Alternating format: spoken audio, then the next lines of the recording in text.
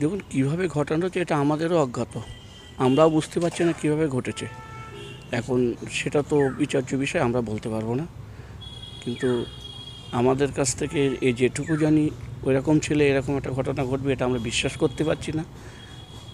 উনি কোথায় থাকতেন? উনি থাকতেন মধ্যমগ্রাম, কোথায় কর্মরত ছিলেন? শিশিরকুঞ্জে থাকতেন। উনি আরজি করে কর্মরত ছিলেন। স্বাভাবিক জীবনযাত্রা কেমন ছিল? স্বাভাবিক ছিল, কোনো অস্বাভাবিকতা কিছু ছিল না।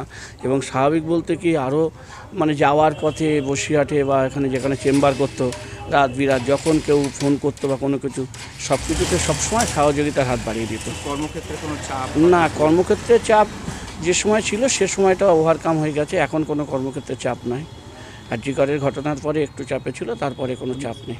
জুনিয়ররা তো ডিউটি করতো না, যে ওরা সিনিয়র ছিল, ডিউটির চাপটা ছিল, অন্য চাপ কিছু না। আপনার সাথে কালকে কথা হয়েছিল? হ্যাঁ, আমার সাথে গতকালও কথা হয়েছে। কখন কথা হয়েছিল? ওই 5টা থেকে 5:30টার মধ্যে। কি তখন কোনো কিছু অস্বাভাবিক? না, আমাকে ফোন করলে বাবা কেমন আছে কি ভিতরে আমার একটা সমস্যা, ওষুধটা বলে দিল এই ব্যাপার, তুমি তাহলে ওষুধটা বন্ধ করে ওষুধটা খাও। বাড়িতে কে কে থাকতো ওনার সাথে? আমার বাড়িতে উনি ও আমার শুধু বৌমা আর হচ্ছে ওই যে আমার ছেলে। পারিবারিক কোনো সমস্যা ছিল? না, পারিবারিক কোনো সমস্যা ছিল না।